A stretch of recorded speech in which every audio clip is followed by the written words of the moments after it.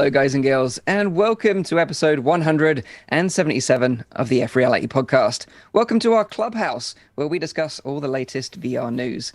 We're going to be giving you the details on the Quest's new version 25 software update, including our thoughts on the new App Lab and what this means for SideQuest. We give you our top picks of the new VR demos to try from the Steam Games Festival. And we're also going to be talking to Nikk Mitchell, our special guest, about his company FXG and the state of VR in China. It's going to be an interesting episode. And then to round up the show, Zim has got some new releases for you to look forward to next week. But for now, let me introduce you to the team and find out what's been the highlight of the week this week.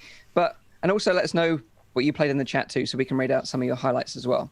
First up, this guy is recovering from an epic fight this week with a fearsome beast known as PlayStation Customer Support. It's the legendary VR streamer, Barnaby. How you doing? Oh, fuck. Oh, man. Oh, jeez. It's so funny because I wrote down, I was like, should I call this out and just make it a low light? The fact that I went up against, Goliath and lost. So I tried to return Hitman 3 after having not been very happy with it. Had an epic fight back and forth. And I learned the lesson that Sony really don't do refunds. Even if you're, straight up with them, logical and all that. But nope, no dice. So just word of warning for anyone else. I never tried a refund in all my time. I've had a couple of different Sony consoles, but this was like the first time ever. But yeah, they weren't biting. So I did get into a few things this week, and I think my highlight would be Jupiter Grant. I actually jumped into that. And so for those who don't know, it's this like Slavic space windlands game, which is, I looked at it and I was like, okay, this is going to be a one-trick pony, and it's going to be pretty basic. I'll jump in, I'll be like, okay, simple indie thing, neat music. It's kind of like if Peter Parker was like a plumber or something like that, right? I forgot that, so you basically have plungers on each fist, which is just the weirdest weapon combination. But it works really well, and actually there's a lot of sense of like, oh god, I'm about to die in it, which I found like really nice. And the music, straight off, like the story, and a lot of people were surprised by this comment, but it really felt like that intro sequence when you're playing Gordon Freeman in Half-Life 1, going through all the different kind of like tunnels and tubes and seeing scientists and stuff. And there's really good voice acting in it. Like, I was impressed. I was kind of like, shit, this basic looking indie game has a really cool cell shading thing, which I knew, but I don't really care about cell shading. And then I was like, now I'm getting vibes like this is an actual story, and I'm going to want to actually play through this now. It's not just this weird puzzle Windlands suction cup game. And now the music is starting to get in. Like, an hour and a half in, maybe 2 hours. And like the music is really starting to thump. And so that fish hook is in my mouth. So how important is the music in this game? Like, does it change depending on like the way that the level is constructed, or is it like it's level specific? It's it's a real, like, to use a phrase that Mike uses all the time, slow burner. The music doesn't come in super heavy at the beginning. Like the first hour and a half, it's only there as like ambience. Like it's light music. Sometimes it starts hitting you, but not as heavy as, let's say, in the game trailer. And it's really in action sequences when things are happening and you're kind of flying through a corridor or whatever. But then there's some really awesome bits, and I won't spoil anything with the game, but there's some really awesome bits that are just like animated sequences in the game, full VR, models happening, animations happening. And they just really, they made me feel like I was playing that first bit of Half-Life before the big accident triggers. And so now I'm going to have to play more and find what the heck is at the center of this Jupiter Grad game. But I'm really glad to be playing it. So that was a good tip from people who suggested I should play it. And Mike kind of egged me on because he's like, hey, go on and do it. And that was my highlight of the week. And did you stream it this week? Yeah, I happened to stream it on Monday. I almost never stream on Monday. Yeah. But I knew I was going to be heading into kind of a rubbish week, which it ended up being. So I only streamed on Monday and then earlier today, and that's all I've done all week. So, which is weird for me because I'm normally a 4 shows a week kind of guy. So for some context, I know we have to loop all the way back to the start, but why is Mike calling you Barnaby? Oh yeah, so Mike is calling me Barnaby because for some reason, I think customer service number 6 person from Sony said, "Hi Barnaby, I'm sorry, but we're not going to process your refund, so you can F off," something like that. So I am now. So people put together, Jim. People like to call, my short name is Zim, right? So people call me Jim. I think that's thanks to Mike some time ago on the podcast. Back to you, Jim, the most famous quote of the show. So now I've got a complete separate, plain clothes name, which is Jim Barnaby. And, Jim Barnaby. There you go. Jim name. That's my Peter Parker. Best name ever. You should make that your stream name. I'm telling you, it's gonna work. Change it. You'll blow up. JB out. JB up. Well, nice recommendation. I'll have to go back and watch your stream of Jupiter Grad. I'm intrigued by that game, put it that way. But solid recommendation. So next up, this guy dreams of heading down to the village and being stepped on by a tall vampire lady in VR. Everybody say howdy to Rowdy. How you doing, dude? You all right? Yeah, I got some weird fetishes. I'm glad you pointed it out, Mike. I'm doing all right. I did manage to play some VR this week again. I teamed up with GT, with Viper, and with Chris as well, and we went back into Grapple Tournament. Nice. I mean, they were far more pro in this game than I was. Although it was like an hilarious experience. That game is just so much fun. If people haven't tried it yet, I really highly recommend them trying that game out. It's just such a good game. I heard from the developers that they're also looking into getting it ported over to the Quest. So I do hope that is going to happen. So I dove into that game a little bit, played a bit of Onward, and I also this week again played some more Medal of Honor. I still haven't finished the single player game, so I'm still looking forward to actually finishing that campaign. I'm probably going to start it over to get like a full run. I wanted to ask it to any of you actually, have any of you played the multiplayer in the past couple of weeks? Is that still being popular? Well, that's the thing. I wanted to ask you, since you're playing it, maybe you should try it out, see what's going on, and then let us know next week if people are still playing it. Yeah, I'm wondering about that as well, since I haven't tried the multiplayer yet at all, since I'm more of a single player guy anyway, so I haven't really dove into that. But I was wondering if people are actually still playing this game, because I don't see anyone really streaming that. I don't see anyone playing that. Call me on my cell phone, Rowdy, because I'll be up for some multiplayer. I was really keen on checking out if it was. And did you know Grapple Tournament have a new vertical level? Yes, did you guys play that we tried? Oh, okay. How was it? That's the one. Was it chaotic? Tried. I bet you it was chaotic. It was chaotic. And we did the different modes in that one as well. So they have the point capture and the team deathmatch. So we did a lot of stuff, and it was that game was just a lot of fun. And the games are so over the weapons are so over the top as well. So it's on sale, actually. It's on sale right now on Steam. So I just saw a tweet from the devs. Yeah. So there you go. Grapple Tournament, great one. Grapple nice. Tournament. The last time I checked out Medal of Honor multiplayer was a few weeks back, and GT and I tried to jump in there, and the servers were just completely dead. It was just us two and bots, and that was it. And they do have bots then, so I mean, there is still something for you to play with, I guess. Yeah, but it gets boring very quick because they're so noob. But it is what it is. Mike is too good. Yeah, it's the opposite for me. I find it really annoying playing against non-human players. It's just they're all the same.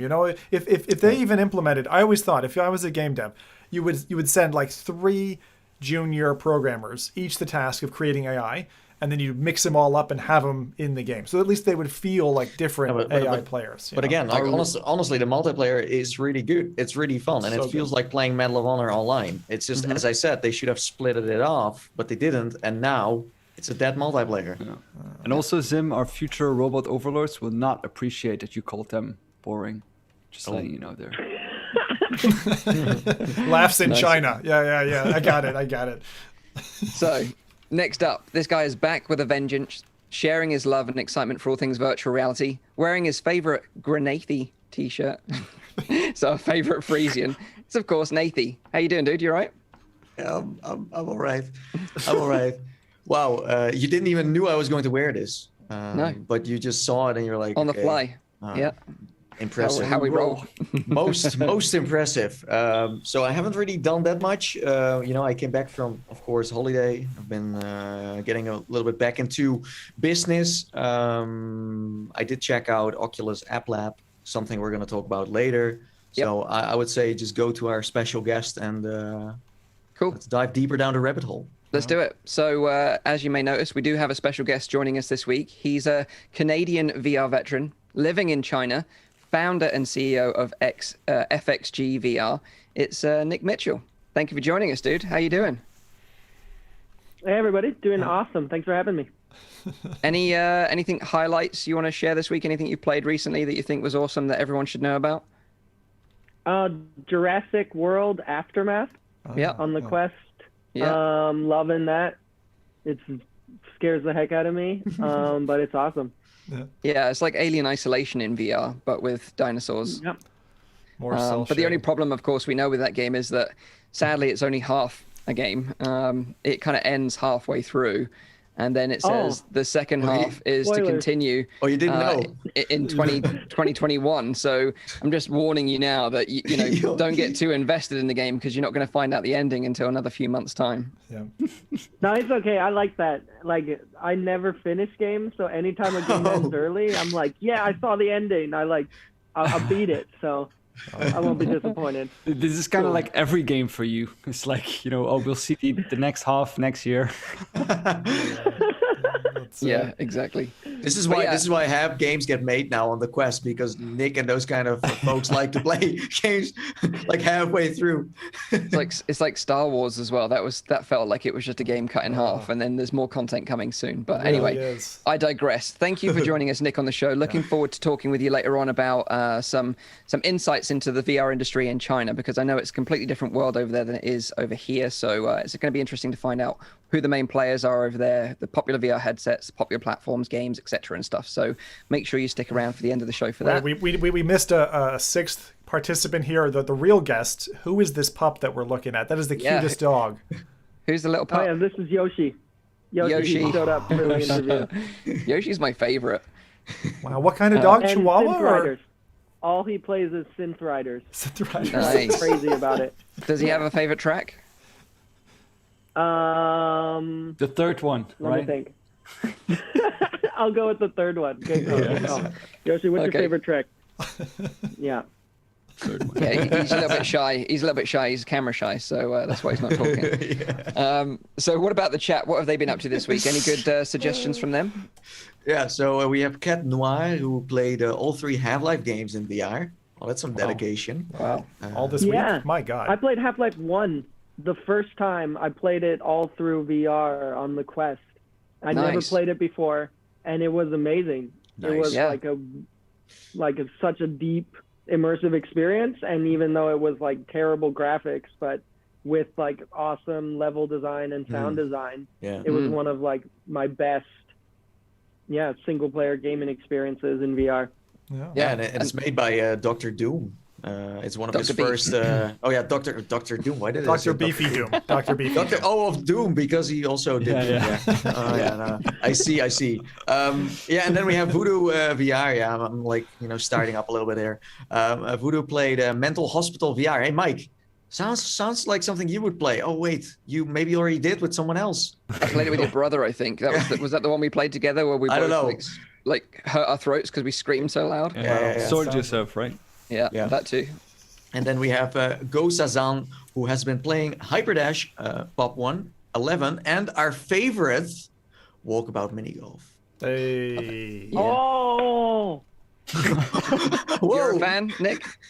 Yeah, I bought like a bunch of headsets for my family, and now like me and my dad and my brother and my sisters, we meet up in VR and we play Walkabout Mini Golf all the time.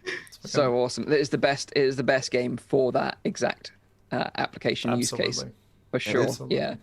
It's a system seller, right? And then we have gaming science teacher who set up some SLA 3D printers at the School Tech Lab, and is excited that Gravity Sketch is now free for students, so they can build stuff in VR and then print that stuff they made in real life.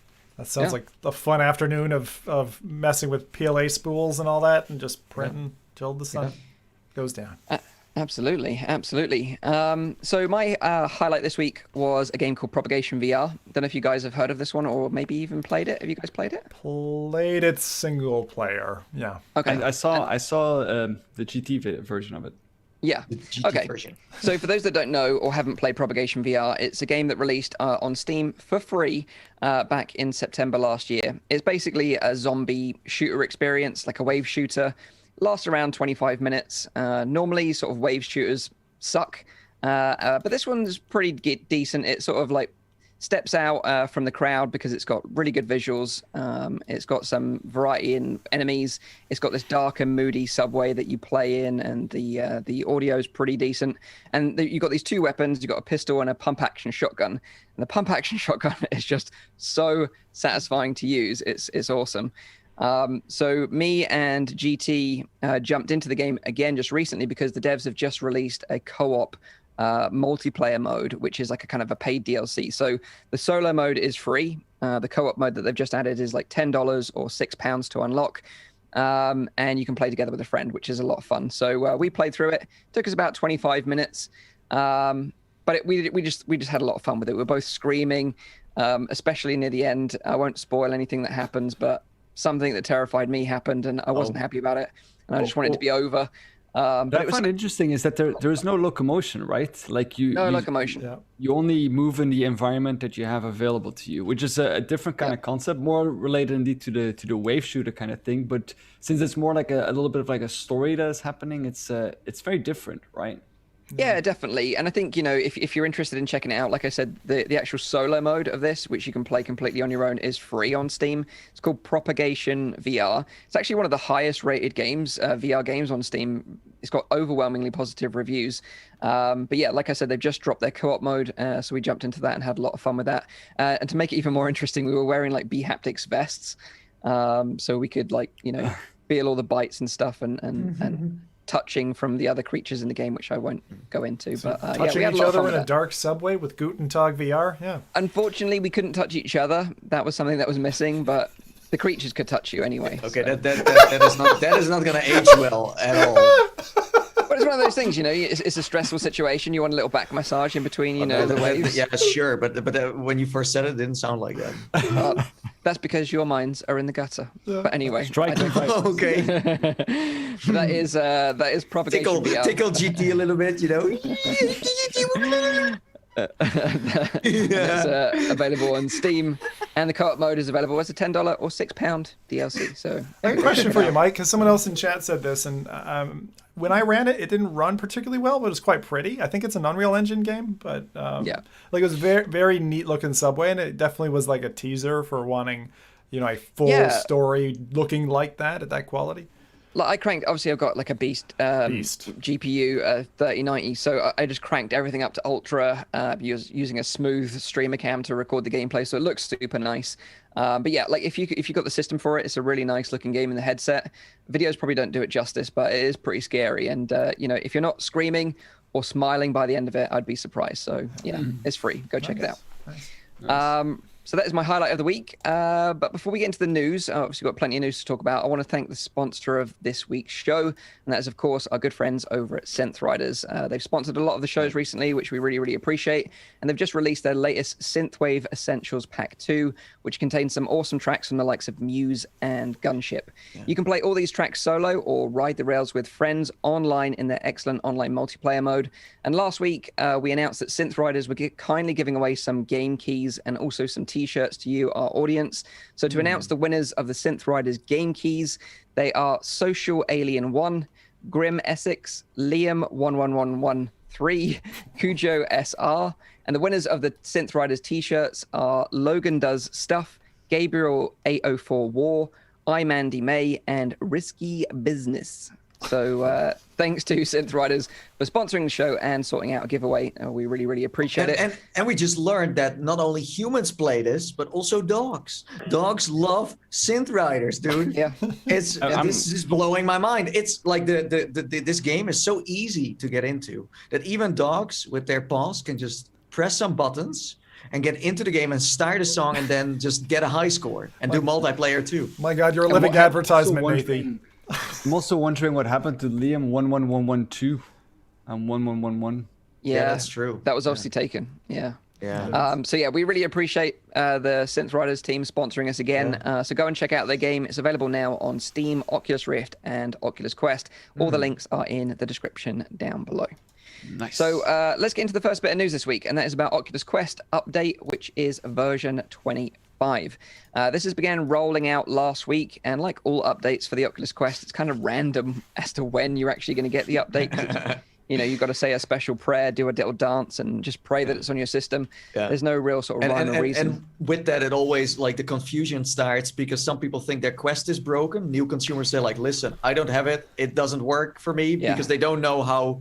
Like, no one knows how the system works. That's why no one can explain it. No.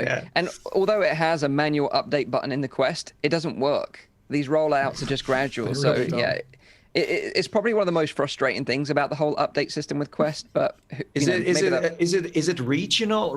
No. It's like based on when you bought your Quest, maybe, and what version it was already on. And but I've had moments where I was like one of the last people to get an update. And the strangest thing is that it's not like a thing that happens over 2 or 3 days sometimes. Sometimes it's weeks when these updates are strung along. It's like, well, why does it take that long?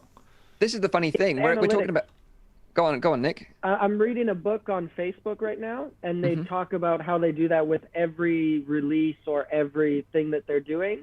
They specifically don't release it all at once so they can, like, judge feedback on it.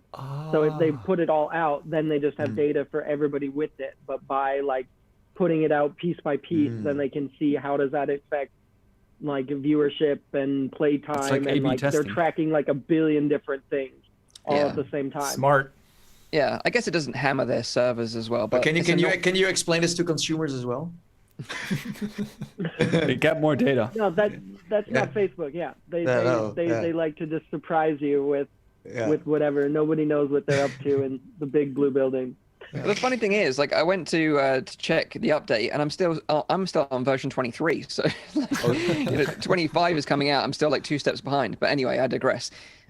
This began rolling out last week. The update has 2 major key components. First is Messenger, and the second part is App Lab, which is something they discussed as part of this release, although it's not required. This new update isn't required to use the App Lab, and I'll get into more of that in a sec.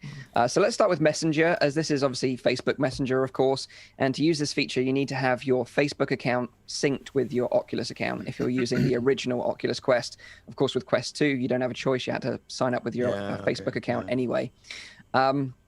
So now you can type messages and send messages to friends and family without taking the headset off. So if you use Messenger a lot, this might be actually quite useful. You can use the virtual keyboard in the Quest, or you can use pre-written conversation starters, or even use a voice-to-text feature, so you can just kind of dictate some messages, which is kind of neat. And also you can invite friends through Messenger to join you in game, and also start a party through it as well with the Quest. So, if you use Messenger a lot, I know some people do, then this might be kind of a cool feature for you. Some other features in the update that are worth a quick mention before I go on to App Lab are Bluetooth mouse support. So they've added that. You can now edit the length of captured videos directly in the headset. So if you're recording small clips, you can edit it quickly and then just upload it directly to Facebook. Very specific thing to do when connecting your mouse to your headset, but sure, okay. No. That's as well as. So as well, okay. I was like, we're adding mouse support because you want to trim your video clips. No. It's as well as. Yeah, sure. They've also done some Oculus Link stability updates, so hopefully it'll be a bit more stable. Every now and again, I still have issues with my microphone using Oculus Link. Oh man, that's a problem, man. Yeah, that's a problem. And tweaks to the Guardian and pass-through modes as well. So they're just some little like tidbits that they've also updated in this update. But obviously the biggest and most exciting thing that they talked about whilst mentioning this new update rollout is the App Lab. Now, they've talked about this a long, long time ago, and basically what it is a method of easily sort of sideloading experimental games and apps without the need to actually sideload using like SideQuest or something like that. Sideloading even now is much easier than it was way back in the early days of Quest, but it can still be a bit daunting for new users, as it does require you to create like an Oculus developer account. And people are a bit concerned about doing stuff like that, or maybe they're not too techie on their PC, or maybe they don't have access to a PC, so SideQuest is kind of written off for them completely. Well, this kind of changes the game process much easier. So with the introduction of App Lab, all you need to do to install these experimental games and apps on your Quest is just click a single link, and then that app is added to your Quest library. It's literally as simple as that. Yeah. And the cool thing is you can click on these links using your phone, you can use a PC, or you can even just do it all in the Quest headset itself. So you can put on your Quest, go to SideQuest in the Oculus browser, go to App Lab, which is a subcategory in SideQuest, and then they list all the App Lab apps in there. Just click on one, add it to your account, and then it will literally, as you come out the Oculus browser, go into your library, into uninstalled apps, and you'll see all the App Lab content, which is kind of flagged with a concept little banner in the corner, so you know it's an App Lab game. So the only problem I bumped into is when I first heard of this, when it came out as a surprise, because even we didn't knew this was coming. That's true. Yeah. I first didn't really get the whole concept of where I had to find these games. And some people said, yeah, you just need to get, as you said, a link from a developer. But you can't necessarily find these links in the open. It's not like, bam, here's one place for it. Now on SideQuest, they now have this nice page where all of the games end up. Also, games that might be coming out next week, they will be updated. They have a blog post where there are a few games, but they're not going to update that, I don't think.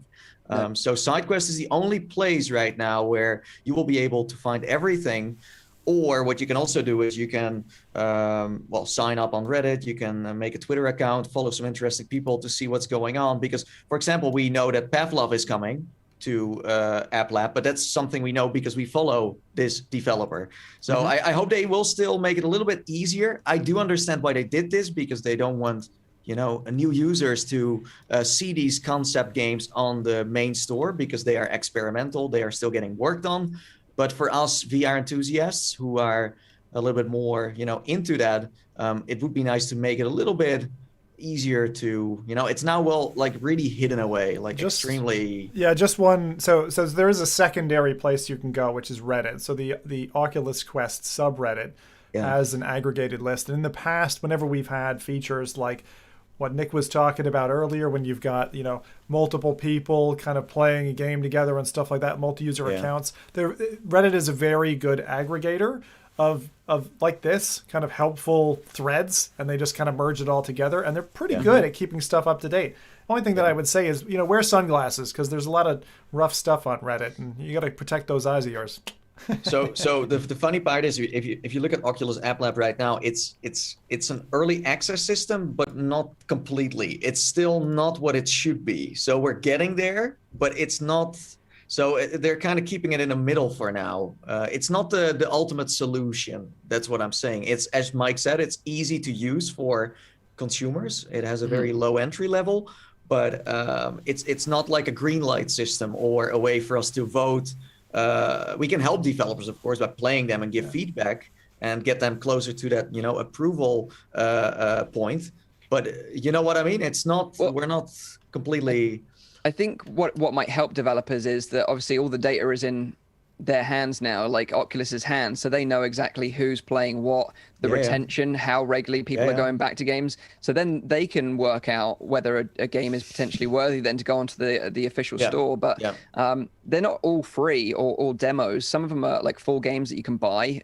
Like Crisis Brigade 2 is a good example of this. It's actually a paid app through the App Lab. So you sign in, you click on the link, you go to the store page, which is an Oculus store page. It's got a price, you pay for it, and then it's added to your headset. But it is an App Lab app. It's not like an official store. Plus, so developers can monetize it. Yeah, and we still don't know what the approval process is for these App Lab games. They could still be pretty tough for developers to get into. So this does not mean that now suddenly everything that you love to play is going to be on there. There is still someone going to look at them. It would be interesting to see like some kind of like subscription as well, where you pay like a monthly fee where you get to try out these kind of games that are on there.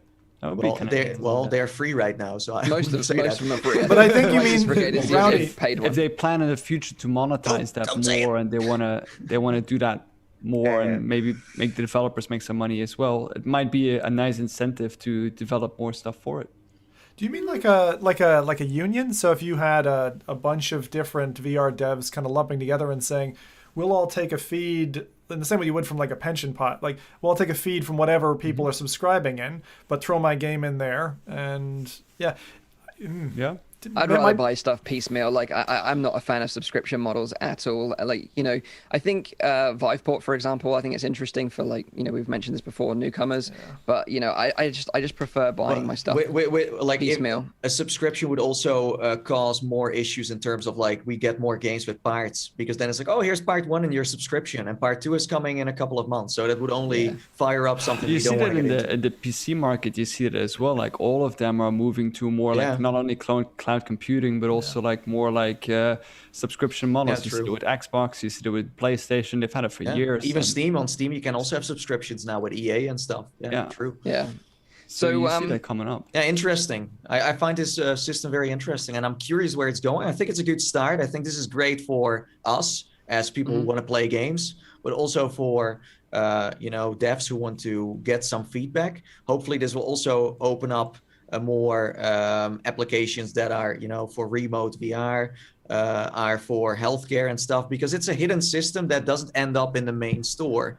It's just very hard to find this stuff. You have to really Google it and then watch a tutorial or some explanation of what Oculus App Lab is before you understand the concept. So yeah, like Zim mentioned as well, you know, Reddit is a good source of these links. They'll aggregate them in a mega thread. You've got SideQuest, you know, their official SideQuest website. They've got a specific tab for App Lab content, and obviously on the Oculus blog as well. And, you know, developer Discords and stuff like that. You know, if you're following a specific dev, they'll probably post the links in there as well. So just a few sources that you can get these games. But right now, the games available are Ancient Dungeon, which is really, really great. Amazing. You've got Baby Hands, Crisis Brigade, and Crisis Brigade 2. Like I mentioned, Crisis Brigade 2 is a paid app. You've got Day Sim, Descent Alps, Gym Class, Marineverse Cup, Puzzling Places, Spark AR Player, Smash Drums, and Zoe. Smash Drums. I'm going to underscore that one as well, because if you want a drumming music rhythm game, that's amazing as well. That's very good. Nice. And like I said, once you've added these to your account, you'll find them in the uninstalled directory of your Oculus games list. Is the Smash Drums the one with the boat? No, that's Ragnarok, which we covered on releases before, which is a 6-player lane-based rowing game where you're drumming. Smash Drums is more. It's cool because you actually have a full drum kit, and you would learn how to drum to an extent. It's not easy. It is not easy. If you're not used to those motions, those repetitive like drumming motions, it's awesome though. It's a really solid game. I would recommend anyone fans of indie games or anyone who likes rhythm games like a Beat Saber or an audio. Yeah, absolutely try that.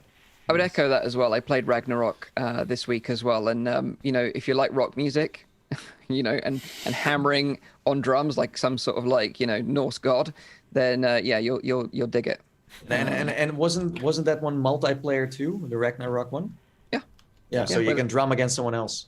Yeah, and you basically race your boats by drumming. Yeah, it's awesome. It's really cool. Yeah, so just to clarify, I was recommending Smash Drums. Mike recommended Ragnarok. I haven't played Ragnarok, but I've heard it's a blast. Yeah, that's a different thing. Yeah. But going back to App Lab, I tried out Crisis Brigade 2 earlier on this morning, and I did it all through the headset, so I didn't even use any external device. And that's what I think is so awesome about this App Lab concept is that, you know, if you're like, you know, a bit younger and you don't have access to a laptop or, you know, a phone, and you're a kid, you know, you can just go into the Oculus browser and find these links and download them. And I think that's awesome. It takes all the friction out of sideloading content. But a lot of people are like worried about this. You know, a lot of people have said, you know, well, what does this mean for SideQuest? Is SideQuest going to die off now or whatever? But I don't think SideQuest is going anywhere. You know, obviously now they're hosting, you know, these App Lab apps and acting as almost the storefront for all this content, which is great. And of course, you know, you've got content like, you know, Beat Saber mods, the Dr. Beef mods with like Half-Life, Wolfenstein, and Doom, like we mentioned earlier. You know, they're not going to be allowed on the App Lab. So you're still going to have to use the old method of sideloading through SideQuest to get that kind of content. Yeah. Also, there is a big question mark around virtual desktop right now, whether that's going to be allowed on App Lab. Nope. I do know from Guy that he's submitted it to App Lab.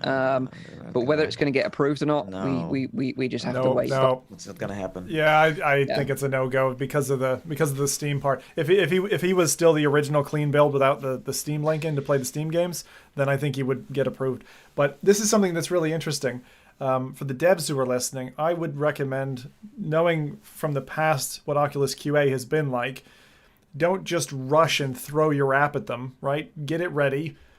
Get ready for a wait in terms of that QA assessment time, but submit it as if you were submitting it to Oculus Home. And like Mike said earlier, this is the way I view it, is it's like now the middle layer. This is the middle layer on your pathway to Oculus Home. You might start with SideQuest. The next tier up is now App Lab, and then you're on Oculus Home.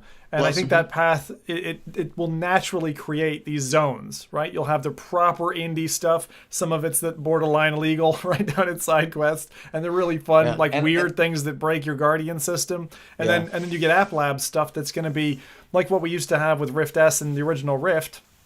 This kind of like alpha/beta access stuff, that might be ready or might even be a full game that's just really in the queue for Oculus Home. So yeah, and Guy Godin is in the chat actually. He's a developer of Virtual Desktop if he wasn't aware, but he said that there's still an approval process for apps and games in App Lab. So he's just reiterating what Zim just said. And he's waiting for approval. So good luck. We wish you the best of luck with that, for sure. I want it. Yeah. But I think I do have some concerns about like SideQuest because now that Oculus are in control of this kind of like side-loading ecosystem, it wouldn't take much for them to kind of like close the loophole, because obviously we are using a loophole right now to access side-loaded content on Quest because you have to sign up as like a Oculus developer essentially, which we know none of us are. And all it would take is them to say, okay, well, we want more validation that you're an actual development studio and you're not just an individual like using this loophole. Or they could just say, well, if you're a developer and you want to be on the Oculus platform, then it's worth, $100 a year for a subscription to be a developer, a registered developer. Then that would immediately just put everyone off having a developer account. So I hope that's not the case, but it's just something that we're concerned about. Well, like this, let's be honest, like Oculus App Lab has partly replaced SideQuest now. It's a lot easier. We have already seen devs having huge numbers now because of, and they had the same with SideQuest, of course, but because it's easier, more people get into it who never used SideQuest before. And if more and more of those games are App Lab games, people are going to be like, oh yeah, this is an App Lab. This isn't one. I just want to link quickly to my phone app and do it that way. But as long as Oculus keeps their approval phase, so tight, not many are going to make it. And then SideQuest will still exist. But as you said, if they close that loophole, it becomes more of a device we hack into, and it becomes kind of like this piracy thing, and we get into a whole different. So they might want to keep it open, but again, this is something that is not going to stay open forever. And with Oculus App Lab, it has kind of started heading into a different direction. So if let's just take that down the rabbit hole here a little bit. So if they were to shut down SideQuest, doesn't that push us into what I would view as, again, the fourth tier in that stack, which is places like itch.io, where you can just grab an APK file, physically essentially side-loaded onto your Android device that creates the Quest? I mean, I just still think, is that a door that they have control over? I don't think so. If you close the developer, if they were more strict about developer accounts, you can't sideload anything.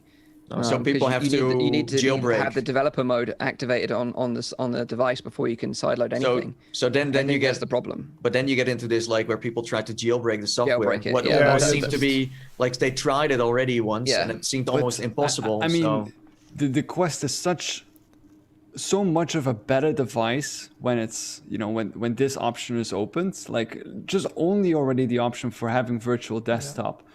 Closing that would put so many more people off, I think, because I agree. It makes it a fully fledged PC VR headset, wireless. There's not a single other thing on the market like that. And just to be clear, we don't know that they're going to do that. It's just that something we hope doesn't happen in the future, of course. Fingers crossed. But like you said, if they did close that loophole, then they control the whole stack. Then they already.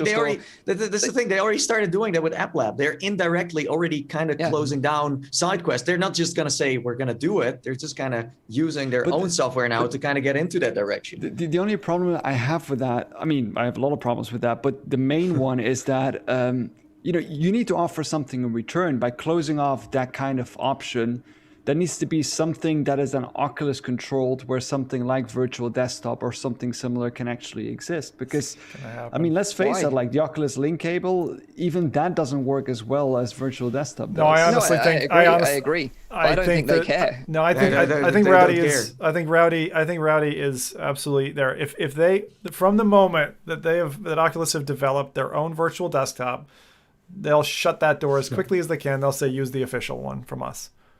Maybe. But that's the well, kind of cruel part is that SideQuest, Shane has helped them to create this. But does the man have another choice? He has to kind of work together with them anyways. So, I mean... Well, this the whole App Lab thing is coming in together in sort of collaboration between, Shane and Chris Pruitt from the Oculus team.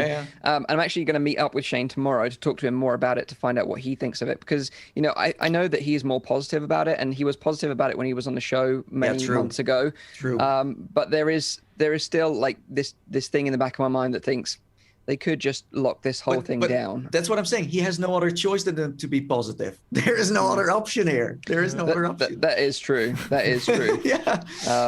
But them controlling the whole ecosystem is probably something that they do want. And this is maybe another step towards that. So who knows what's happened? But I do think, on the flip side of things, I do think it's great for people to try these experimental apps and games, and for developers to get those games into people's hands with as little friction as possible. So I do think it's a great idea, but I just hope that this old school system stays open for the long-term future. That's my wish. I just wanted to, so as I understand, this is essentially, they've simplified the whole sideload process to a link, but it's a bit like an unpublished YouTube video. You share that link and you say, hey, can you go there? And the benefit to the developer is you actually get a landing page that looks like an Oculus Home Store page. So the legitimacy side of it is there as a win for the dev. And as you said, Facebook gets the win of the data. And I think that's a really important point for them. But like we said, what Guy mentioned in the chat is that there is a curation process. Maybe it's not as strict as the official store, but there is still a curation process there. So don't expect to be uploading any old nonsense to the App Lab. SLR. Well, can I say one more thing about that? Because a couple of weeks ago, there was someone who actually published a game on the Oculus Rift store that was a complete prank, a complete troll. I saw that. It wasn't really a game. I don't know what the name was, but that showed that on the other side, the PC side, there is no curation at all. I think you could pull this prank today and it would work again. I think you're right. He just showed that how broken it was. So with Quest, it's super hard, and with PC, you can do whatever you want now. So literally, it's like the ultimate. If anyone opens up, and I do this every week, but if you go to the Oculus Rift and Rift S store, it actually a lot of weeks looks worse than even Steam. It's sad. Steam we know basically is open season, but it's difficult because the Rift users are right now, they're crying because there's nothing for them. I see a lot of memes popping up now where people make fun of it. I don't know why people now suddenly figured out that this is happening. Maybe it's because we're soon getting to the point where they're not selling the Rift S anymore. But this was already happening last year, and this is also happening the year before that. So this is nothing new. So to everyone who is planning to buy a Rift S, don't buy a Rift S. Just don't do it, because they're not going to invest their money into it. They're more interested in Quest. That's just what it is. Yeah, that's true. Well, that is the App Lab. Let us know what you think in the chat as well of the App Lab. We'll be interested to know what your thoughts on that are. But like you guys said about content-wise on Steam, maybe you're a Steam VR headset owner and you're feeling a little bit left out with all this App Lab content on Quest. Well, I do have some good news for you, as Valve are currently running the 2021 Game Festival on Steam. And this means that you can check out some scheduled developer live streams and also over 20 demos for new and upcoming VR games. And they're obviously all free, so you can go check them out. And I've checked out the list. There are some interesting titles there. Some of them are not so interesting, but here's the ones that I've kind of personally picked out that I think look kind of cool. You've got an asymmetric local co-op game, which is set on a space station called Operation Armstrong. So you've got one player in VR, you've got other players either on PC or using smartphones, all working together. That seems like a lot of fun and an interesting concept. Whenever we've tried asymmetrical multiplayer in the past, like Nathy and I, for example. We've had an absolute blast, so I'd recommend that. Yoshi's not a big fan of that one, though, unfortunately. So Yoshi does not like asymmetrical. He's not a fan. He's like the headset's all mine, playing SynthRiders, or no one gets it. That's the rule for Yoshi. You've then got an anime-inspired JRPG style adventure called Sword Revier, which is French apparently for daydream. Is that right, Rowdy? Maybe. You're Canadian. Everyone speaks French over there as well, right? Yeah, okay. Apart from you. I'm going to agree then. Okay. Then you've got a neon bullet hell style space shoot 'em up called Anti-Prism. That looks kind of cool. Like you control the ship with your hand movement. That looks kind of interesting. You've got a stylized multiplayer 3D Tetris looking game called Battle Blocks, where two players sort of play Tetris in a 3D sort of platform. Okay. And Cool. yeah, they can play against each other. That looks kind of smart. Yeah. You've then got a VR climbing platforming game where you play as an acrobatic ape. This game, Oh my yeah, days. it's like Windlands, but you're an ape, and that's called Toss. Toss. It's Toss. Oh, Toss. Yeah. this is So we're you can getting go kind of on the Zim level with releases now, Mike. Yeah, You're yeah, also yeah. very good at this, man. Like, I know. wow. Some of them look fun. Like Toss looks actually like a lot of fun, but some of the others are a bit like meh. There is another one called Ionia, which is a really like visually beautiful looking fantasy puzzle adventure. So maybe go and check that one out as well. But like I said, all these demos are free during the Steam Game Festival, and that runs up until Tuesday, the 9th of February. It's great. It's a great. An itinerary, so you can actually see when developers are going to be streaming their game and talking about the development and their plans for the future and stuff, which is really cool. Like, gives you a good insight into what they're up to and what they're working on, which I think is really nice. Gives them a good spotlight as well, I think. The other reason it's great is because February is a pretty dry month for VR, so getting this kind of stuff out there on a platform that you like, and it also kind of attracts you in, so it'll attract the dollars as well. So there's plenty of things on sale, still at this time period on Steam. So Steam is still continuing to be such a great place to go if you want to spend a ton of money, but you want some great VR games. I love this. This looks absolutely up my alley. I got to try all this stuff out. I saw Blunt Force and it looked like a really stylish version of like Medal of Honor, and I don't know. We'll see if it's any good, but it's probably just a simple yeah, shooter. I was going to mention Blunt Force, but they actually did a demo last year during the same thing, and it was really bad. But yeah, go and check it out. Hopefully they've improved it, because like you say, it looked like a promising game, but sadly didn't deliver. Yeah, cool. Yeah. So yeah, that is the Steam Game Festival. So go and check that out. So what you then say? Thank you who? Gabe, Lord Gaben, of course. Gabe, of course. Yeah. And also this week I posted the link to the interview that we were talking about last week about the whole like brain computer interface stuff that he was talking about. Watch the interview; it's so amazing. I posted it on the F.Reality Twitter page. Just go watch it and just laugh. The guy's just hilarious. He talks about, like I said, about like how this technology could just like mess with someone's brain, and then he's like running off dancing naked in the woods and stuff. Like he jokes about it casually. Yeah. But it's like obviously a serious concern for a lot of people, but that's Gabe for you. So go and check that out. But now, of course, it's time to speak to our special guest, Nikk Mitchell. He's currently running a VR company in China, and we're kind of interested to get his insights into what's going on in the VR industry over there, because, Nathy's been over to China. He got to hang out with Nikk, and Nikk kind of showed him what was going on over there. And Nathy's kind of given us his kind of thoughts on what's going on over there, but it'll be interesting to get it directly from Nikk himself. So to see if Nathy was actually telling the truth. Yeah, of course. Yeah. What? So Nikk, maybe you could just start with an introduction as to who you are and maybe how you got into VR in the first place, and how you ended up going from Canada over to China where you are now. Cool. Yeah. So my name's Nikk Mitchell. I was born in Kenya, grew up in Canada. First semester at art school in Vancouver, I saw a job offer on Craigslist to be an English teacher. Sent an email like randomly, like wouldn't being in China be way more random and fun than university.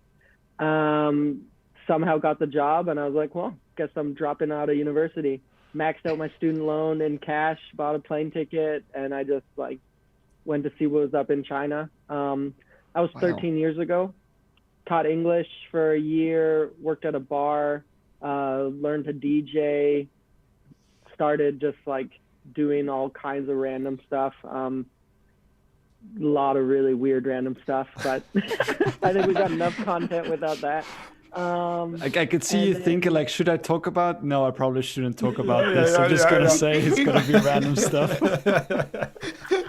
Some things are better left unsaid, but yeah, I think about 8 years ago, I decided I wanted to start making video games, and was halfway through a little video game startup with a Chinese friend of mine, and I saw a video on YouTube from Cymatic Bruce. Oh yeah, with the googly eyes. Absolutely. On his DK1. Yeah. And I saw that video and I was like, this is like way more amazing than what we were doing. We were like making a mobile game, and this was like from the future. I called over my partner and I was like, this is way more meaningful. And like that moment, we threw out our like 6 months of development on our mobile game, and we're like, this is what we're doing. And since then, I guess 7+ years, I've just been doing VR. Yeah, wow. Nice. And whereabouts are you based in China at the moment? Yeah, now I'm in Hangzhou, China. It's like an hour away from Shanghai, the home of Alibaba and a bunch of other big Chinese tech companies. That's awesome. So maybe you can explain a little bit like what FXG does as a company, and because you're the founder and CEO of that company, right? Yeah. So I started this company, I guess, just around 4 years ago. I was the CTO of another VR company, and I just wanted to kind of have more of a platform where I could do more things. And so it began just as focus as it's going to be a VR company. Our original plan was to make games, VR games, but like 2 weeks into the founding of the company, one of my original investor like somehow got a job for like $100,000 to make a VR film. And I was like, whoa, why am I making VR games? Like VR film is where the money is. Where it is not. That was like a fluke, but that guided me on a good path, I guess. And I'd been making VR films too and stuff, and I think it's like the VR of VR, in my opinion, because like where VR is so new and like not understood and challenging to make, VR film is like even more challenging and undeveloped, and so that also appealed to me. And then the guy I'd been working with before doing VR films, and who I needed to like back me up on this project, he's like the godfather of VR film in China. Then he joined up with me, became our CTO and co-founder, and then we went like deep into VR films. And so we've been creating VR films for the past 4 years. He's been developing his technology. If you guys watch Hugh from Creator Up, he just released a video about our new camera. We got a 180 super high resolution camera coming out soon. But yeah, so we've been making VR film content, creating VR hardware, and as the company grows and expands, we're into all kinds of other stuff, playing with XR and holograms with the Sony ELF spatial display. We've been been developing on that. Looking Glass, we're super big on the Looking Glass. We're actually their reseller in China, and that's, I guess, the final thing we do. Oh yeah, we built actually a full video studio to create light field for the Looking Glass, because it's got a 45 degrees of view. So we made a 45 camera setup, and so we can film content straight and then play it in the Looking Glass. And maybe like for people that are unfamiliar with Looking Glass, you can explain what that is. Yeah, so it's they call it like a holographic display, and it is like a video that's like chopped, like a screen that's chopped into 45 different pieces, and depending on where you are, you see a different video. So first it gives you like beautiful 3D just looking at it, and then when you move back and forth, you can like look around objects. Like you can see here, like you can peek around something and see it from other sides. It's like a real hologram, right? Yeah, and you don't need a display, wearing a headset or anything. This is just like a display that's on your coffee table or in your, something like that. Yeah, which is awesome for cases where you can't put on a headset. Like we did some projects for the Macau Science Center, and for a place like that where a VR headset, you need to have kind of people setting it up and all kinds of different things. But there, with the Looking Glass and Elite Motion, you just see like a little holographic screen and then put your hands in. That sounds awesome. Yeah. So you said you were developing a new VR 180 camera. So how does that sort of compare to like some of the other sort of players that are on the market? Like obviously Nathan and I have had a sort of a hand in creating VR 180 content, which, we can attest to is a bit of a pain. So how does this one differ, or is it just better quality, or does it remove any of the friction involved, or how does it work? So it's definitely super high quality, and it's higher quality than anything that's currently on the market. We have 2 like full frame sensors, so it has like a really super high dynamic range, and it does up to 12K, 60 frames per second. Wow. And so yeah, on that side, we're really focused. As far as friction, we're working at reducing friction, but I think it's still at the place where I think first stage is making it better, and then next stage is making it easier. Yeah, because I know that Nathan and I were playing around with the Zcam Pro. That was kind of the camera that I was using, but is this like exponentially better? Well, I take it is at 12K resolution. Yeah, and we're trying to do things with making it simpler to use, like so you can do straight live streaming from the device and different things. Oh, that's cool. Yeah.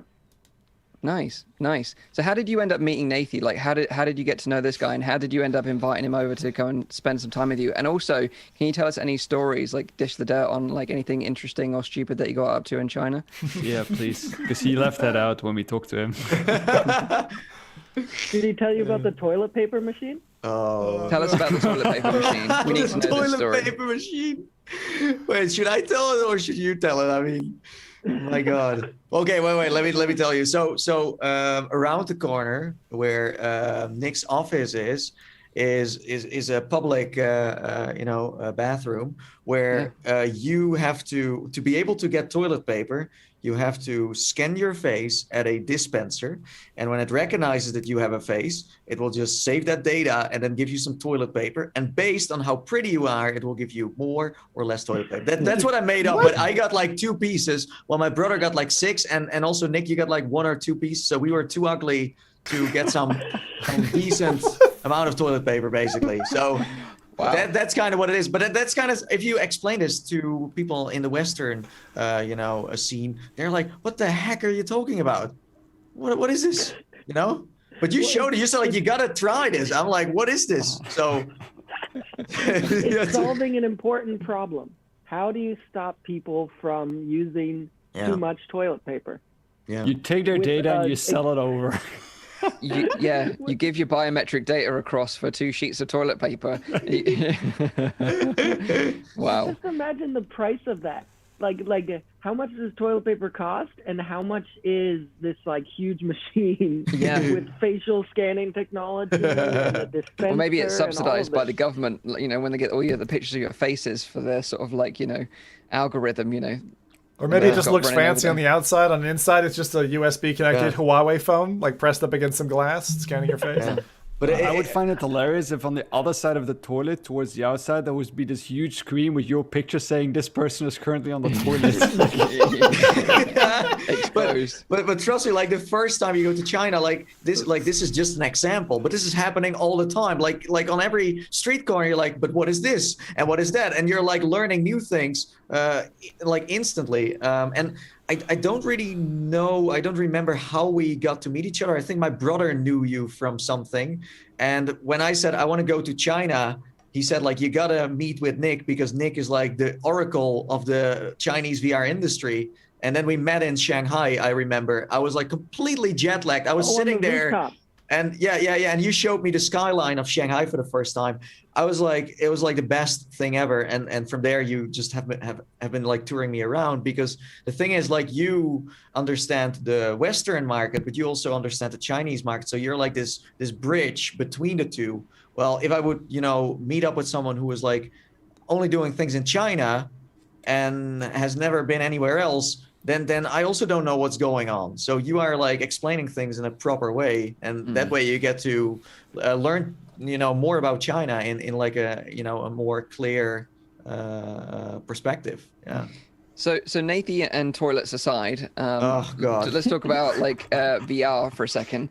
So like, how would you say is the general awareness of VR, and headsets compared to like, the Western world? Are people more open to it? Are people more aware of it? Like, what would you say is the situation over there? Yeah, so it's been kind of an interesting like progression. China didn't have the VR like boom and bust that we had in the West in the 90s. Right.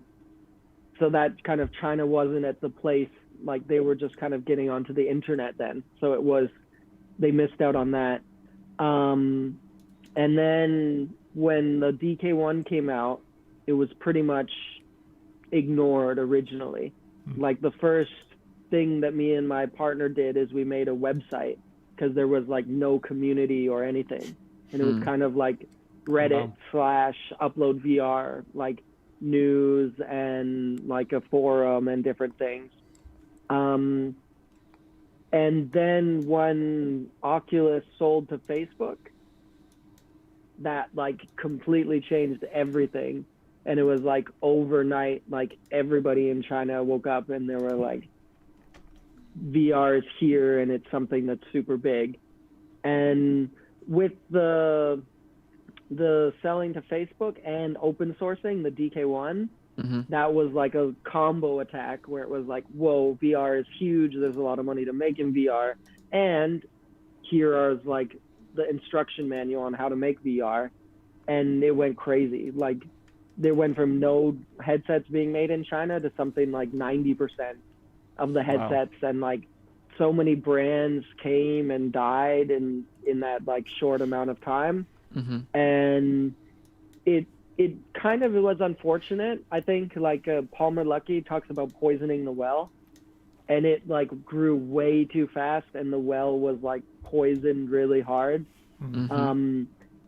HTC released some stat that it was like 90% of like everybody in China has tried VR, which I think definitely in big cities, I would really believe that. And because it was everywhere, like you'd see it in every mall. They have these weird egg-shaped chairs where they have like horrible content and it randomly moves, like not in sync with the content. Like roller coasters and stuff. Yeah. Like so you're saying it basically went mainstream, but it wasn't ready to be mainstream yet. Yeah. Exactly. Wow. And it was so bad. Like they had like free content from Oculus Share, and then like just playing on like one of those chairs, and it would just like move randomly. Like they were never synced, and people loved it. They made loads of money. These companies like blew up, but it was selling VR for VR. Yeah. Right. Like So when did that change then? Obviously, you were in the early days and everything's a bit crappy, but it explodes. Everyone's expectations are super high. They're super disappointed. How does that sort of affect the industry like years later now? Are people sort of like still very skeptical of it, or have they kind of gone full 180 and now they believe it because they've seen better VR maybe? Yeah. Well, after that like boom, like 4 years ago, it totally crashed. And like, it was interesting. I remember before the crash, one of the company I was at, Last Investors, he said like in our circle, like if you don't have a VR investment, like you're out. And then like it was like kind of the .com boom where it was just like anything.com and you're going to get investment. And they called it like plus VR and you get an investment. And then all these companies died and like investors were like, we're not touching VR. The general public is like, I tried VR. It makes me feel dizzy. I don't like roller coasters.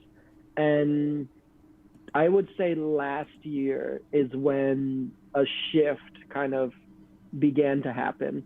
Right. And I think it's changed now.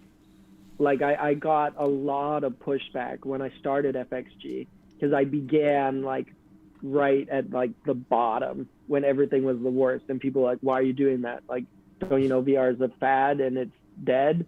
And now people understand it and they're supportive of it, and the government's doing crazy big investments in VR with like Nanchang VR and all these huge things.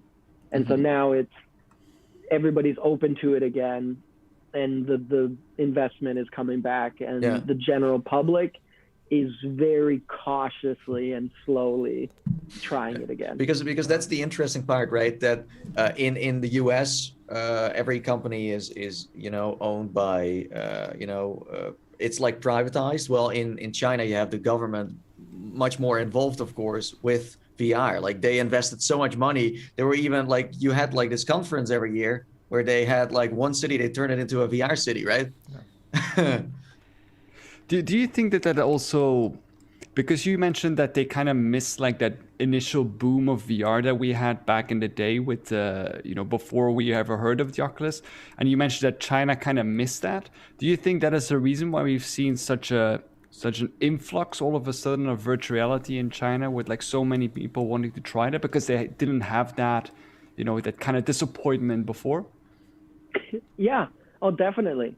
Like they had the sci-fi kind of experience of it and knowledge of that VR is a thing, but they hadn't been burned yet. And do you think as well, because I know that, when Nathy visited China, a lot of it was like about VR arcades, and like VR arcades were really popular at the time when Nathy visited. And do you think that business model of like multiple arcades and getting that exposure out there, that people are more aware of VR than they maybe would be over here? Because, over here, VR arcades are a thing, of course, but they're certainly not as popular as they are in China. Oh. Yeah, it's definitely been, I think, a big help to it. I think it was damaging originally because it was horrible content. Like I could talk for ages about how bad the original VR stuff was. Like even one example, there was one thing I tried that was a hot air balloon, and my camera perspective was in front of the guy's head. So in the scene, there's a guy in a hot air balloon leaning out the air balloon, and it's 3DoF where my head is in front of his head. So I look down and I'm like over the air of a hot air balloon, and I look behind me and there's an air balloon and a guy's face like. Oh my god, dude, that sounds horrible. But that sounds horrible. But I want to try that now. But for people going to arcades in China is also more of a cultural thing, right? Where here people would maybe go like mini golfing or wouldn't necessarily go for an arcade straight away. Well, in China, it's really a group thing as well. Yep, but that's been a challenge. People thought that the internet cafe culture would just translate over to VR because China has probably hundreds of thousands of internet cafes, and VR just seems like it would be a perfect fit. But it's been a challenge because, like you said, this is kind of a social thing. So you grab 4 friends and we're going to go play League of Legends at the internet cafe, and then now if there's Beat Saber or something, and they would have that, like, okay, NetEase was working at bringing Beat Saber and actually into cafes and different things. But if you're there with 5 friends to play League and one of you guys wants to go off to play Beat Saber, like, no, dude, we gotta grind. Like, yeah, I understand. So, like, obviously, what's the score with Oculus over in China? Because, obviously the Quest 2 is like the most popular headset here, is dominating like way above like anything else. No one can even come close right now. But I remember seeing on your Twitter feed, there was almost like an almost identical 1-for-1 replica of the original Quest that you had that wasn't the original Quest. So what's going on with like VR over there now? Like, is there a competitor to the Quest 2, like the Chinese version standalone, or are they going to get the Quest over there from Oculus, or how does it work? It's been an interesting kind of road with Oculus. When the DK2 came out and that like interest started growing in China, then they shut down shipments to China. Right. And it was like, we'll ship anywhere in the world except for China. And the first thing that me and my partner had done, the website we had was called Oculus China, because at the time there was no Vive or anything else.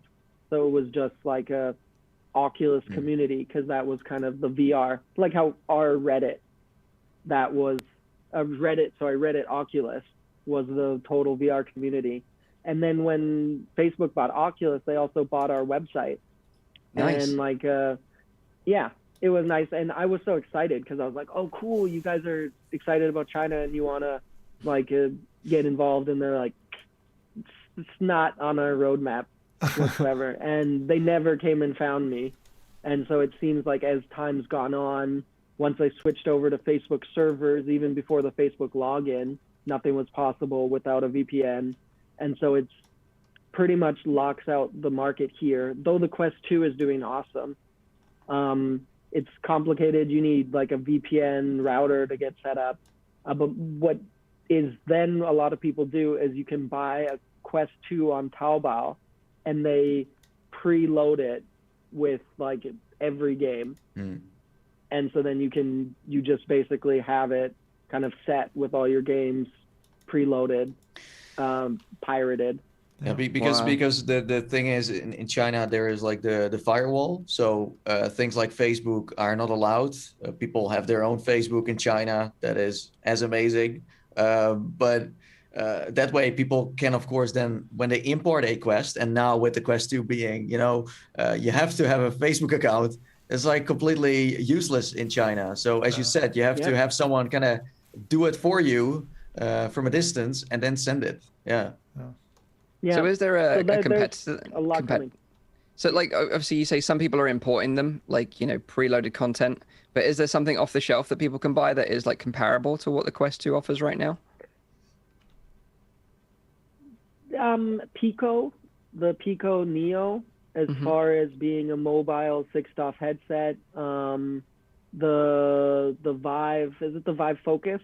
Yeah. Focus. Yeah. Is also being a 6DoF mobile headset. Are they way cheaper in China than they are in the US or in Europe? Not really. You know that? No? Yeah. Because they're a bit pricey here. They're like sometimes double the cost of a Quest now, so they've really undercut, and they look prohibitively expensive now to anyone who's considering them even as competition. Headset of choice isn't there, or like what's this kind of most popular platform and headset for the general sort of VR enthusiast over in the Chinese market? Yeah, so it's pretty much there isn't, I guess, a good choice for the VR enthusiast.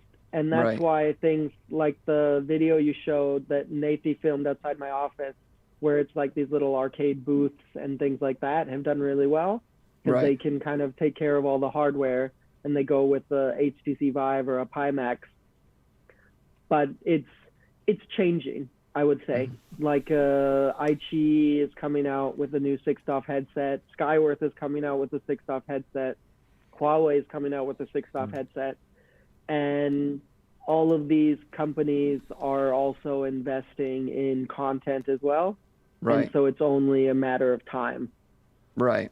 On that point, is there like this news, like when you mentioned about new 6DoF headsets coming, is there a kind of central conference or something in China for these companies in Shanghai or somewhere that was or is still the point where people come to learn about new hardware releases?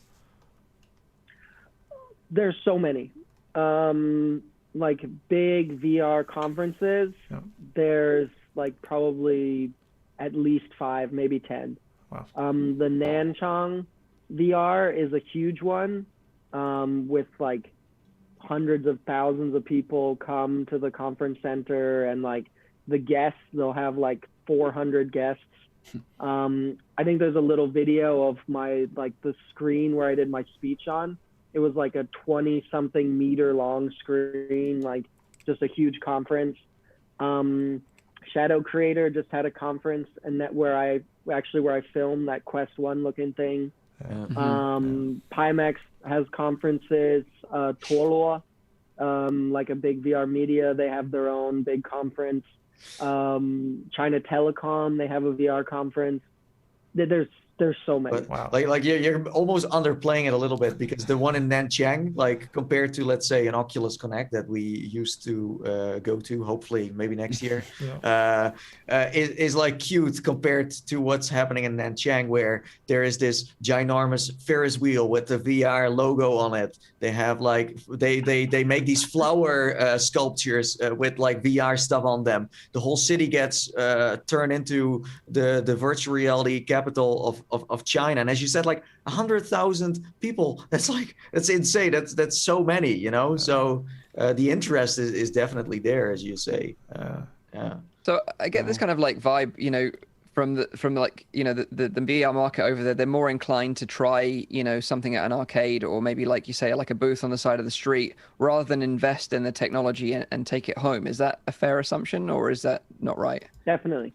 Okay, so like here in the West, obviously we're almost the opposite. We would rather go out, I think, and buy a headset rather than regularly go to an arcade and just pump money into that. So that's kind of an interesting market there. Very interesting. Yeah. So in terms of like, say if you are a super enthusiast and you do go and buy your own hardware, do you still have access to like Steam, for example, over there? Like, is the PlayStation VR a popular thing over there? Like, how do those two platforms work? Steam is fine. Lots of people use Steam. It's super big. If you ask a dev on their analytics, like most VR devs have China in the top 3. Wow. Even seeing a lot of games that aren't even localized, well, China is sometimes even the number 1. But so that's still definitely used. I guess China is an interesting case because everything is at such sizes that something that is like an exception and not really popular will still have like more numbers than like the population of Sweden. Yeah. Right. And like, actually, yeah. Go on. I had Rowdy. a question. I had a question because Mike just touched upon the point of like the arcades, and you saying like VR arcades are a big thing there. Is that the same for like regular gaming, that people, instead of playing regular games, are also more likely to go to arcades? Because I know that in Europe, you know, in the 90s and early 2000s, like, you know, arcades were a very big thing, and now they're kind of like, a lot of them at least, are going out of business. Yeah. Is that something that we've seen in China as well, that they didn't have in the 90s and the 2000s, those huge arcades, and they're kind of like catching up with that right now? Or is that only specific for the VR market? I would say arcades were never really big here. What was bigger was internet cafes, and those have been dying as people move to mobile gaming. And so the internet cafes are on the way out. Yeah. It was kind of interesting when Nathan came back, because he said that, you know, and it's funny you say that some Steam games are like wildly popular in China, like almost like the number 1 audience is from China. But what we understood when Nathan came back was that a lot of these Chinese arcades don't abide by like licensing rules. So they were like buying a copy of Beat Saber on Steam and then running it 24/7 and charging people to play it. That's right, isn't it? Yeah, definitely. Right. And actually not just buying a copy. Piracy is really huge. And not even buying the single copy. Don't even buy a single copy. Wow. What's crazy actually is there are platforms for arcades that are pirated games. So it's like you don't even go on like a torrent site and get a copy of your Beat Saber. You'll go and get like a Steamish looking platform that has a collection of all of these games. Yeah. And it's like you don't pay anything, and it's somehow ad supported. And then Oh my god. the devs of that platform get money, but the games are pirated. You guys know way. the Wizards? The Wizards. Oh, the Wizards game? Oh, yeah, game. of course. Yeah, so that's something else that FXG does, just kind of me being, as Nathy said, like kind of a bridge in between both sides. We do localization and promotion, and piracy protection is a big thing. And the Wizards, like, that was super pirated. And that's like how I know so much about the one specific platform, because that, like, as we went like kind of hunting for pirates, and we're like, oh, like this seems like an official partnership, and it was like the Wizards like had never heard of the platform. So talking about Wizards and like Beat Saber, is there like a standout game that is like super popular over there in China? Like, is Beat Saber like their number? Would you say that's the number one VR game over there, or is it something else or something obscure that maybe we've never even heard of? Nah, it's Beat Saber.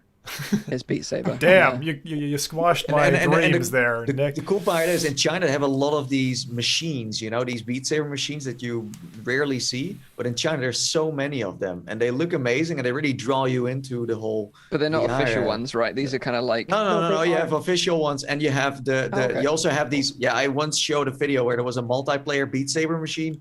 That was a complete knockoff. Yeah. A complete knockoff. Yeah. Right. Yeah. Brilliant. But I think can you as a dev do anything about that? Yeah. Find me. Give me a call. He's the man. He'll sort it out for you. I'll explain the method. When I decided I was like gonna go to war with pirates, because I'm very anti-piracy when it's at that big of a level, because it's so harmful to the industry. And as a VR company in China, I want to be making games, and I'd love to be able to make games for this market that's such a big market. But when piracy is so rampant, there's no market for paid content. And so I decided I'm going to like step up and I'm going to go to war. And I was like preparing for battle. I was like, it's going to be hard. I was like, got a lawyer. I was like, this is going to be intense. And it was super anticlimactic. Like, the process, we'll find somebody who's pirating the game, and we'll send them an email or find them on QQ or wherever. And we'll be like, you can't do that. Like, and they're like, why? And like, we represent this game, you're pirating it. Please stop. And they're like, okay. Okay. Job done. Oh, nice. So, like, we're also gonna take some questions from the chat. So, if you've got any questions for Nick, chuck them in the chat now. But we'll start sort of winding it up. And I kind of wanted to end like a little bit with like what's really exciting you in terms of like the emerging VR market in China. Like, is there something on the horizon that you think, oh, this could be a game changer for this market here? You know. I think, well, one, all of those headsets, I think is really great, and I think it can be a game changer for locally and also I think internationally, because I think more competition would be wonderful, and I could see like another player just be super appreciated and worldwide. So that's one thing I think is really great. Another thing that's really cool is there's a new like platform coming out called Chuji, which is basically like one kind of app store and SDK that will be for all the headsets. Oh, right. Nice. Like a universal platform. Yeah. Like something kind of like the Steam VR, how you a developer builds with Steam VR and it's going to run a Oculus or a Index or something, but for these mobile headsets. And I think now with devs wanting to get into the Chinese market, and you got like 10 different SDKs, one for each headset, that are all like completely differently set up, and it's really difficult. Like now we're working with Huawei, and we brought like I think 5 games over last year, and it's challenging for the devs like figuring all that out. And if there was just one platform that figured that all. Nice. And I have a question for you. Oh, yeah. How's your Mandarin? 要不我说几句，你们可以替一下。我不知道这里有没有人会说中文。如果有中国人在这里，你可以打个字说啊，他中文真的很好。如果有没有在中国朋友还是还是会中文的朋友，应该他们都听不懂，所以他们也不知道我说的好不好。Dude, you let him call your mom that? Jesus. I think he just insulted all of us. We'll never know. I said, if there's anybody who speaks Chinese, write a message in the comments letting them know how good my Chinese is, because I'm sure none of them understood a word I said. Oh, wow. That's awesome. I was going to say, another thing I'm really looking forward to in the market here, which I think has happened in the West a little bit earlier, is kind of less care about VR as VR and more care about the experiences behind it. Like there was so much of a thing where like it's like the first film of a train. Like everybody loved it because it was like you'd never seen a film before, and that was just kind of this concept where everybody was interested in VR, but it was like VR is one thing. Like one of my most frustrating moments was I went to another city to meet with the board of a really big company. I went to show them one of our demos, and I took out the headset, and one of the like board members was like, "Oh no, it's fine. I've already tried VR." Wow. Right, like he just wasn't impressed with it the first time round. But it's interesting because obviously like China's always thought of, especially in my mind, as like being on the forefront of tech and having great more technological advancements than we do here in the West, and they've got the biggest and best thing that's coming next gen. But it seems like with VR that they're almost like behind in terms of what we've got right now, because obviously with the Quest 2 it's exploding right now. We've got this great market, we've got an ecosystem. I appreciate it's tied to one company right now, there's no competition, but we've still got this kind of first glimpse of VR going mainstream, where it doesn't seem to be you got that over there in China just yet, right? But isn't it the way that China typically does these kind of things? Like they wait for an emerging industry, adapts, and then improves at such a rapid pace that that ultimately they take over the industry anyway?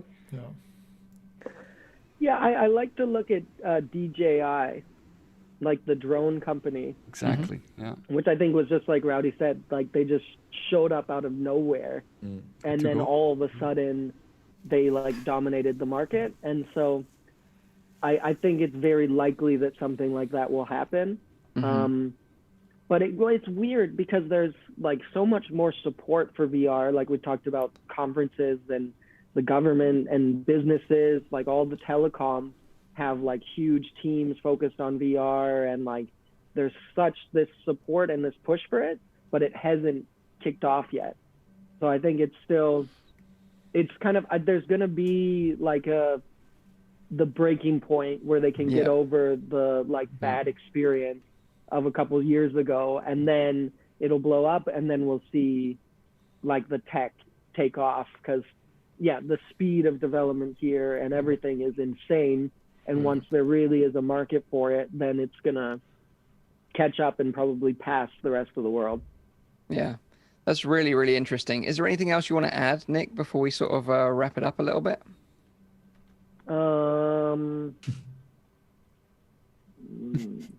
You could say it in Mandarin. Like SynthRiders. Nice. To be fair, we just created the Chinese name for SynthRiders.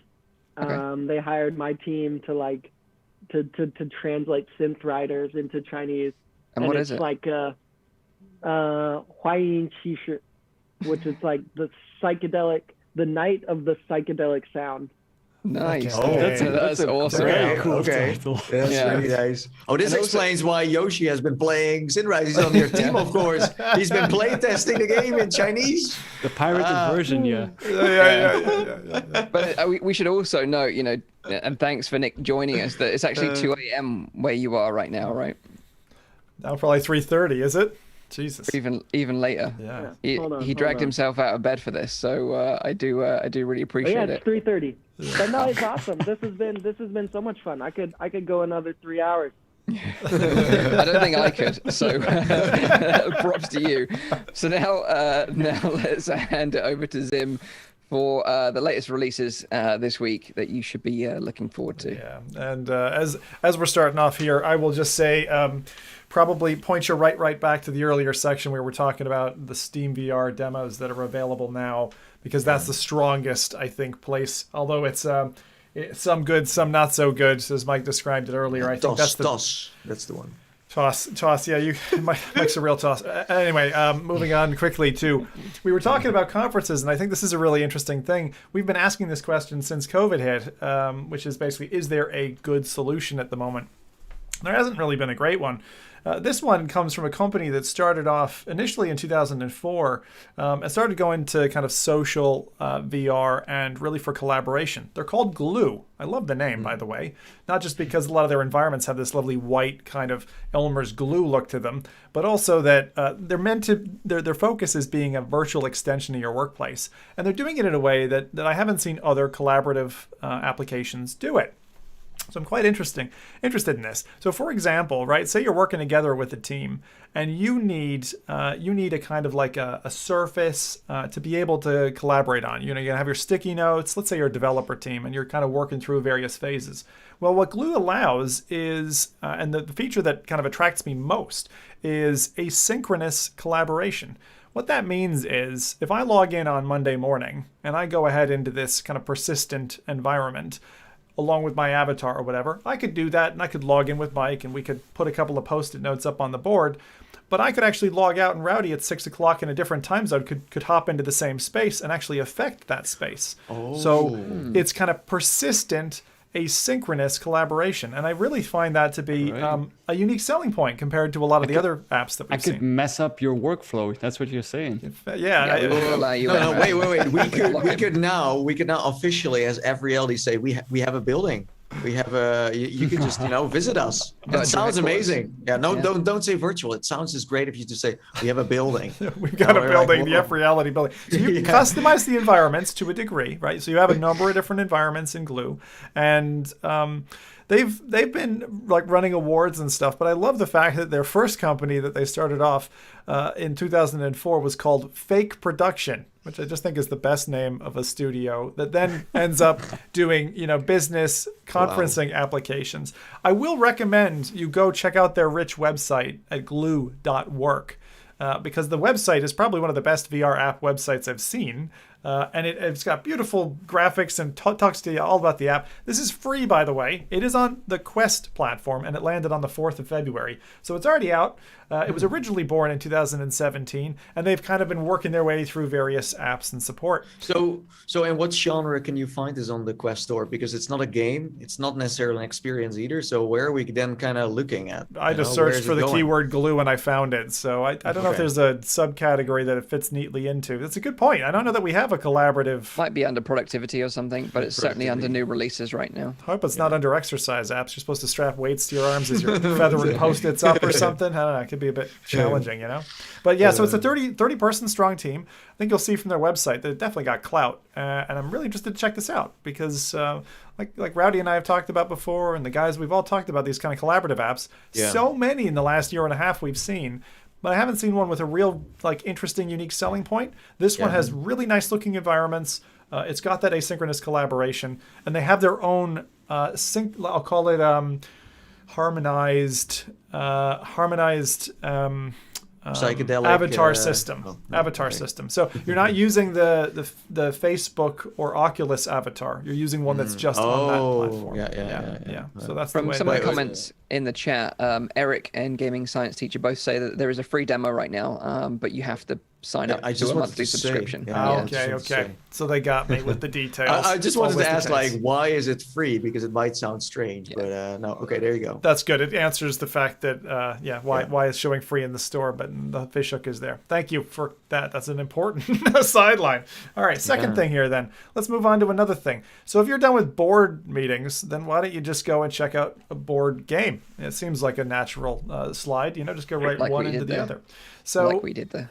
For those who haven't played this already, and I say that because this is a game that has absolutely machine gunned itself onto all the headsets leading up to Quest. This is another Quest release, but my God, this has a back catalog. We're talking about Catan VR. If you haven't played the board game or the VR game yet, then it's probably because you're a recent Quest owner and have never heard about Catan before, and you're like, what's this all about? Well, I'm going to tell you. So for $15 or £11, this one also landed on the 4th of February from Experiment 7. That's the name of the studio behind this. This is a board game, but it has actually launched on a numerous number of platforms. So it started Gear VR, Go, and Rift, back in March 2018. Then it progressed onto Vive and Windows Mixed Reality in June 2018 and PSVR in 2019. So it's taken actually quite a long road for it to reach Quest. And we've seen this before. Take Minecraft, for example. You know, things that you can play on Samsung Gear VR, but you still can't do it on your Quest. There's been a bit of frustration about these things. That's so weird because I only remember this being on the Oculus Go. I know it's like hugely popular, but PlayStation VR and PC, I'm like, what did I miss? What did I miss? Yeah, I played with a guy in, I think he was Afghanistan or Iran. Like, he was a military guy. I'm like, you're like in a military base? He's like, yeah. And he's like, I'm going to kick your ass at Catan. And I'm like, I'm sure you kick my ass in real life too, buddy. But, you know.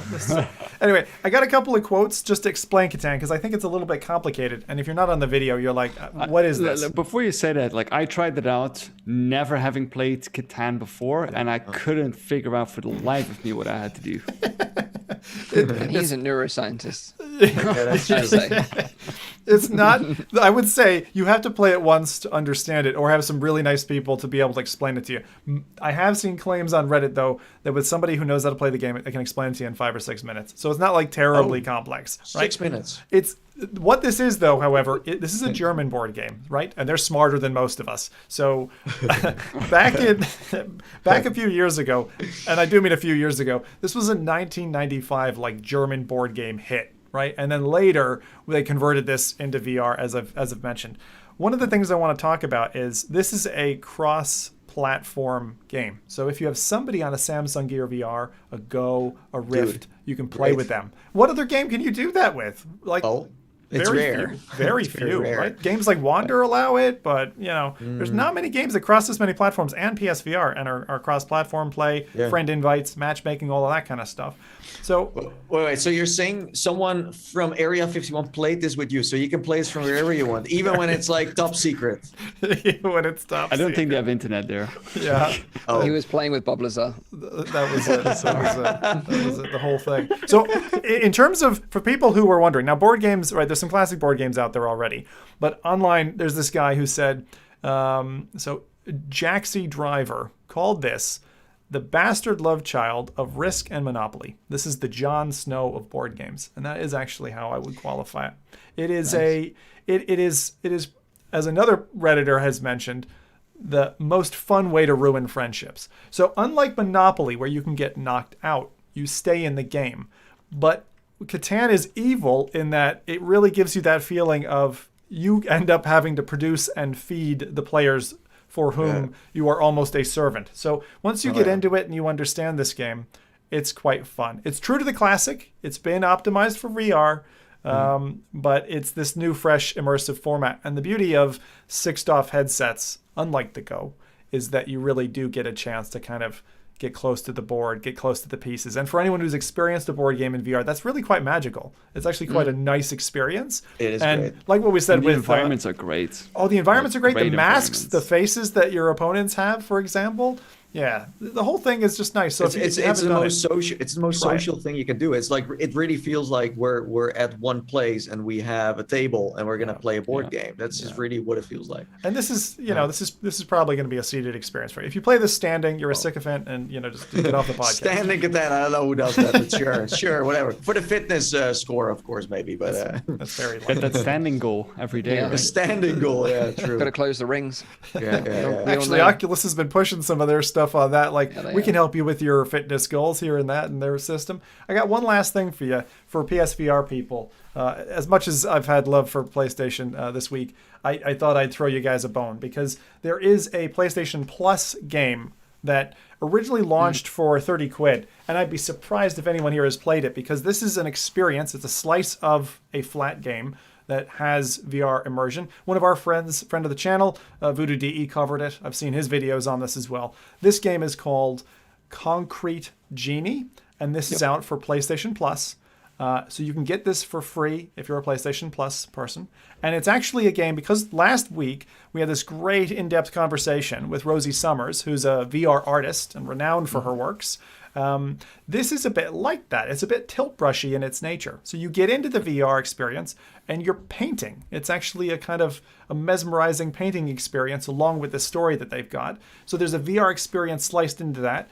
Voodoo had mentioned that it is actually it's a short experience, but the way he classified it, when it had a launch price of €30, he said, I wouldn't buy, like if you don't have the flat game already, I wouldn't buy it. But the VR experience, if you've already got the game, is definitely something to check out if you got PSVR. So it gave the thumbs up from him. And I think that from the gorgeous trailer and gameplay that I've seen in flat, and actually the nice detail that I can see on the PSVR streams, I'd recommend you to try out Concrete Genie. Is this third person, first person mix, or it is? When I saw it, is first person painting, so very much like Tilt. If you imagine Tilt Brush, I know the trailer I'm running just because they don't have a nice trailer for the VR segment, and I'm sorry I don't have instructions of how to reach the VR segment, but because it's a freebie, and it doesn't cost people money who have PlayStation Plus, just get it, play it. If it's terrible, report back and tell me, Zim, that was a bad recommendation. It looks nice. Yeah. So Concrete Genie, and the other two, Catan and Glue. Wow. So I was going to start off and say that, Glue was like this app, and you have to have some adhesive that goes with the software, and then you have to stay in your headset. But you get a great FOV, and I just decided I'm not going to troll these guys. They've been through enough. And poor Nick, he's up too late. He'd be dreaming. You think he's like psychedelics or something. Surprised he's still awake. That he did fell asleep. So before we go, if you want to learn more about what Nikk Mitchell and his team are up to at FXG, then check out the link in the description if you're, of course, watching the YouTube version of our show. So, yes. Thanks. Nice. Thank you very much. Well, yeah, we're going to round up the show now. So just a quick reminder, if you've got any questions, now's the time, but I'll just go over the sort of the deets. So this is a weekly VR, AR, and MR talk show, live streamed every Saturday on YouTube and on Twitch. Show goes live at 7 p.m. in Europe, 6 p.m. in the UK, 12 midday in Central US. Also check out the audio version, which Rowdy works incredibly hard on. That's available on iTunes, SoundCloud, and Spotify. If you've enjoyed the show this week, hit that like button and subscribe to the channel for all our future VR podcasts. And let's see if we've got any questions. Just another quick one as well. Walking Dead trial mode is available as a free update to the Walking Dead Saints and Sinners this week on Quest, so go check that out if you're looking for some more zombies. The wave-based kind of survival mode, right? Yep. And if you want another zombie wave-based survival mode, Propagation VR's co-op mode is available for $10, and the single player is available for free on Steam. I'm going to leave a teaser here. I'm 2 hours into playing Onslaught. Which is the game that isn't Saints and Sinners. God. I will give you guys my feedback on that. The game that isn't Saints and Sinners, that's the description. That's the other one. Perfect description. That game was so bad. That game was so bad. But yeah, thank you again to Nick for joining us. We really appreciate you getting up in the middle of the night to join us for the show, and also Yoshi as well. He must be knackered after all that SynthRiders action. And of course, thanks to SynthRiders for sponsoring the show. We really appreciate it as well. So we'll be back on next week's show. If you've got any suggestions for guests that you'd like to see on the show, please feel free to reach out to us or tag us on Twitter or something like that. We'd love to hear your suggestions. Have a great week in VR. Take care of yourselves, and bye-bye for now. Cheers. And bye to Yoshi. Bye, everybody. Thanks, everybody. Bye. Cheers. Bye.